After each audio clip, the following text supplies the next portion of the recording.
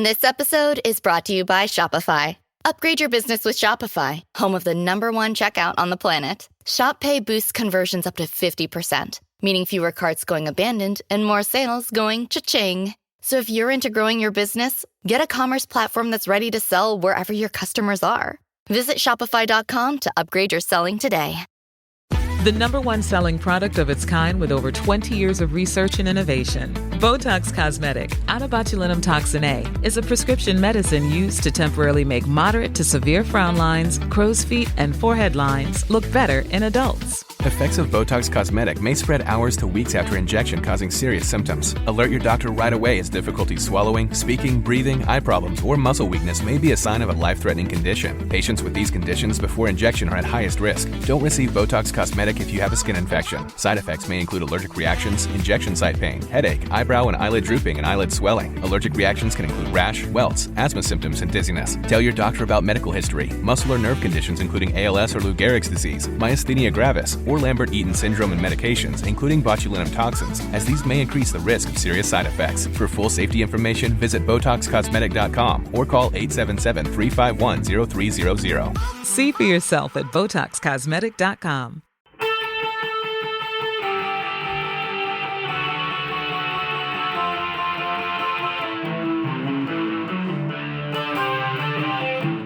This is the Daily Blast from the New Republic, produced and presented by the DSR Network.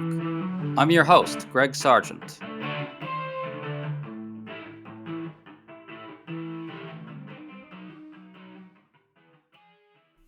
President Trump's defense secretary, Pete Hegseth, is imploding again. New reporting shows he shared more highly sensitive data on a private Signal chat. One report says that the White House has formally started the search for a replacement for Hegseth, and a former chief Pentagon official tore into Hegseth's tenure, calling it a full-blown meltdown. That latter development prompted a furious response from Donald Trump Jr., who declared that former chief spokesperson exiled from the Trump movement, and other MAGA figures raged at Hegseth's opponents as well. Yet such bullying and threats aren't working. The first Republican, Congressman Don Bacon, has basically called for Hegseth to step down. We think MAGA isn't thinking this one through. It's plainly obvious that Hegseth is profoundly incompetent and utterly unfit for this job. So go ahead, defend him all you want. You will only be defending something much worse later.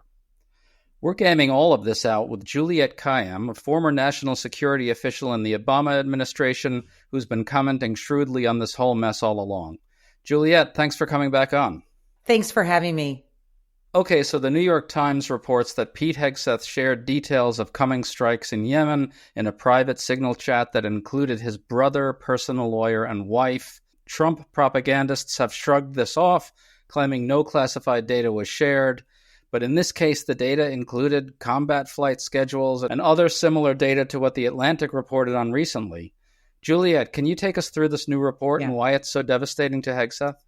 It is inconceivable why the details of particular strikes, timing, location, anything of that operational detail should go outside the Pentagon at all. And even a normal mission like this, you wouldn't even have the comms people at the White House on a sort of minute by minute. So there's a lot of, Hegseth, I think, wanting to show off. I think there's really no other explanation for it. I've got the details.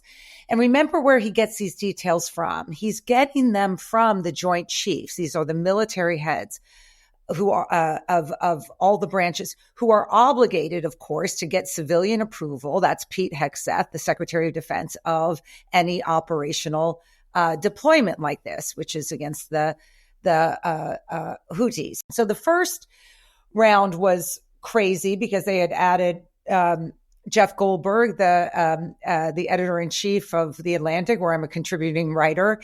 This most recent drop clearly is coming in the context of a complete meltdown at the Pentagon. It follows the firing of senior leaders around Secretary Hegseth, including chief spokesperson, deputy chief of staff, just a whole bunch of senior people, MAGA people, who looks like they lost in what's an internal battle within the secretary's office. And basically, you just have an office that is on fire and disassociated from reality. And someone leaked or disclosed to the New York Times that there was a second set of signal conversations. So speaking of these purges at the Pentagon, John Ulyott, a former chief Pentagon spokesperson, just published a piece in Politico that was crushing for Hegseth. It went through all of his failures, including the first round of stories about sharing classified info on a signal chat, and then the absurd efforts to cover that one up.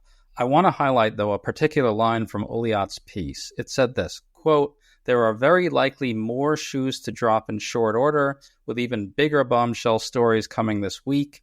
Key Pentagon reporters have been telling sources privately," close quote. Juliet, this is the thing I keep coming back to. Is there any planet on which this doesn't get worse, much worse, politically for Trump over time? No, because Hegseth was unqualified to run the Pentagon. The Republican senators knew he was unqualified.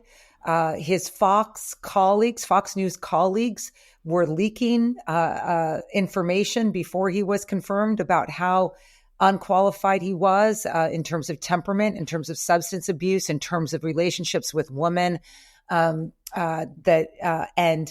nobody listened. I feel very strongly he needs to be out. Well, Donald Trump Jr. does not. Donald Trump Jr. erupted in fury over that op-ed from Ulyott. Trump Jr. said, "This guy is not America first. He's out to subvert my father's agenda. He's officially exiled from our movement." The thing is, John Ulyott is a staunch loyalist to Trump. His op-ed included all this absurd praise for Trump, as if packaging the truth about Hegseth with adulation of Trump might make it more likely that the audience of one would take it seriously. I guess we're finding that isn't enough, right, Juliet?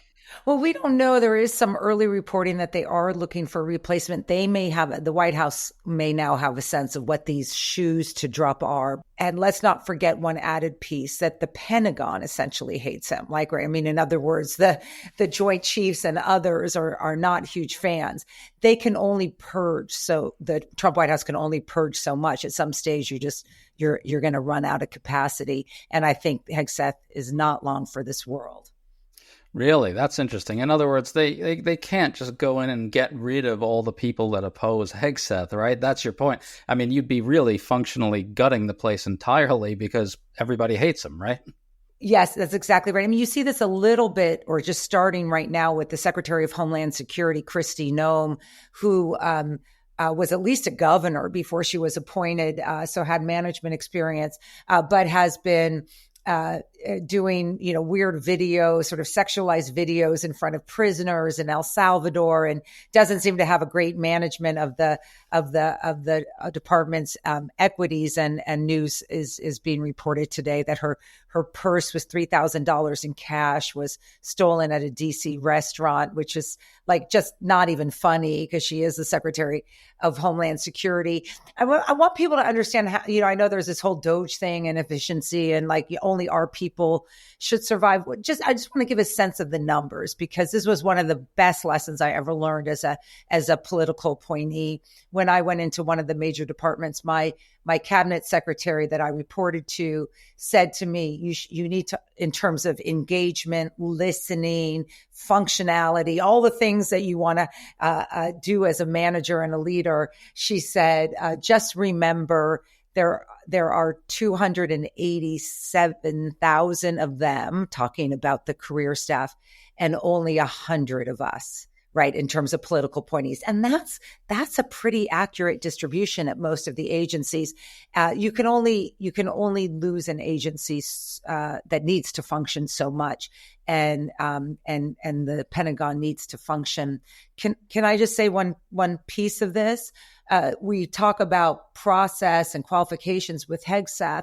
It's also worth noting that his one military sort of program, sort of increased efforts against the Houthis is a failure. So it's like not even like he can say, well, I'm a tough guy and I'm bombing the Houthis and everything's ending.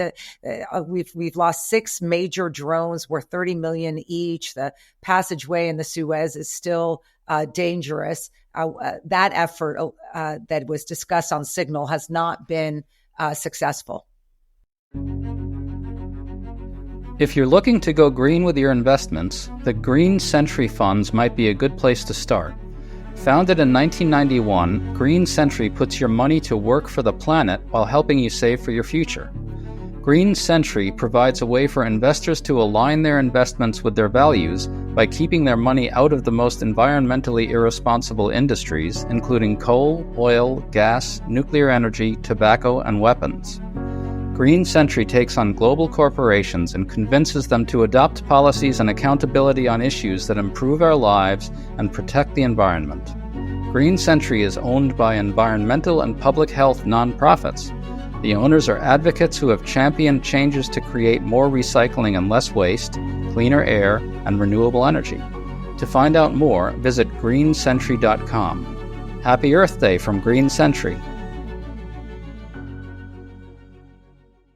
It's funny you say that because Donald Trump himself defended Hegseth today by claiming it was all going just fine. I want to bring up one other thing, though. In addition to Donald Trump Jr., other MAGA figures have weighed in on behalf of Hegseth as well. Charlie Kirk tried to blame criticism of Hegseth on neocons and the woke. Here's a quote from him, quote, "The warrior ethos is ascendant. Pete Hegseth stands in the way of the neocons and the woke," close quote. MAGA really thinks Hegseth is their guy, and I think what they really mean by this is that Hegseth is the guy who's going to turn the Pentagon into a force for MAGA imperialism in the world. Can you talk about this idea of a warrior ethos? It's kind of a deeply sick concept that they've got when you consider it in the context of the threats to Greenland, and the threats to annex Canada and so forth. They really think that they've got the guy who's going to do this stuff if Trump orders it, right? That's exactly right. I mean, and let's not forget Panama or the homeland, right? Pete Hegseth's major deployment, his only major deployment so far has been the border.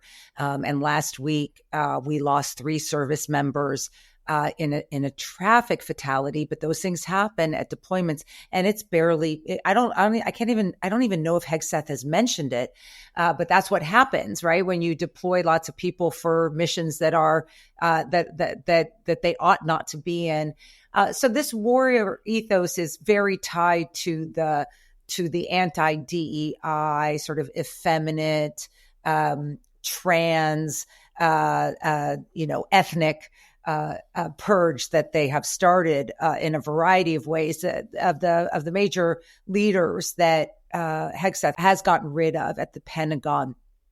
50% of them are women.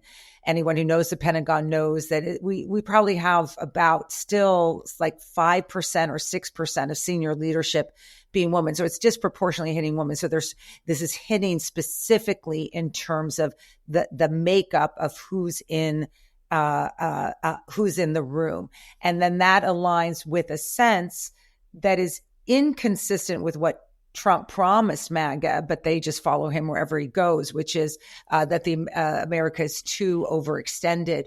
What Hegseth wants, just to describe what the warrior ethic is he does not want an equal fight. He wants to use our military mission to punch down. So they hide from Russia and Ukraine. They're gonna totally cave to China when at this stage it invades Taiwan, and but the punching down is easy, and that's basically their platform. Panama, Greenland, Canada. It's like who's even thinking of them as military equals? Yeah, I mean, Juliet, I think if I read you correctly, you're saying that this supposedly hyper-masculine, super tough warrior ethos of Pete Hegseth is really all about winking and nodding at the world's other bullies and strong men and letting them do whatever the hell they want in their spheres of influence. And the warrior ethos and the MAGA strength comes in the form of MAGA imperialism over the weak in our sphere of influence. That's exactly right. This is not spheres of influence that you might imagine. How are we going to maneuver this post-Cold War era with the rise of China, Russia still being relevant, if only because it's making itself relevant in Ukraine, and the United States. You're not seeing any discussion or attempt by the United States to manage its spheres of influence, which would, of course, be Europe and other democracies, and instead view its influence and how it's able to either acquire new lands or punch and criticize those who would be good allies in these spheres of influence. So it's isolating us, of course, and making us no stronger, and just as sort of a waste of time. I just feel like it is hard to piss off the Canadians, and we've managed to do it. If you think this doesn't matter, I would like to share with you the data on other countries and their citizens willing to come to the United States. It's plummeting fast. This is just one data point that people like me follow. Tourism industry is 10% of America's GDP. This is going to hurt. But if you're outside this country and you're thinking, "Ooh, that would be a fun place to visit," last year, you're not thinking that anymore. I think that's absolutely right, but they would count that as a win because that's who they are. Congressman Don Bacon, Republican, basically came out and called for Hegseth to be removed, calling the news of the new unsecured chat totally unacceptable. Bacon added, I wouldn't tolerate it if I was in charge. That's right. And Bacon has been incredibly realistic and also a voice for Republicans who might not want to be part of the insanity. But we need a senator to budge, and we need more than one. A number of them expressed reservations in the language of wimpiness, but went along and voted for him. And we'll see if there's any movement. McConnell did not vote for him, but like, for example, Susan Collins did. Well, I think you're going to start seeing more Republicans break when this madness gets worse. I just want to close out with what I think is a dilemma for MAGA. So you've got Don Jr., you've got Charlie Kirk, you've got MAGA essentially telling MAGA Nation that if you give in on Hegseth, you're letting the enemy win, meaning you and me and liberals and people who care about competent governance, right? And so that makes it harder for Trump to pull the plug on Hegseth. Yet at the same time, this guy is so catastrophically, monumentally, ridiculously incompetent that we're going to just have more and more stories making the whole thing look even more ridiculous over time, wheels really coming off. How do they get out of that? They can't pull the plug without being seen as capitulating to the enemy. Yes. The only way this works without everyone looking like a hypocrite is if Hegseth resigns on his own. I don't know what conversations are going on in that regard. He's been pretty stubborn. Hegseth is surely aware of what other shoes are going to drop and whether he wants to get ahead of them. We know Hegseth's history with alcoholism, with sexual harassment. We know his messy family life. We know he has no control of the Pentagon. And I just raise those things just to say, I have no idea what the shoe is, but I have no doubt that there's lots of them. And they don't even have the routine available to them of saying that he's going to resign because he's become a distraction and blaming that on the liberal media, which has sort of been a common go-to for Republicans for a long time, because they've defined anything like that as capitulation to the enemy. And so they don't even have that option. Juliette Kayyem, thank you so much for coming on with us. Good discussion. Thank you so much. Maybe one more time at his resignation. Sounds like a plan. You've been listening to The Daily Blast with me, your host, Greg Sargent. The Daily Blast is a New Republic podcast and is produced by Riley Fessler and the DSR Network.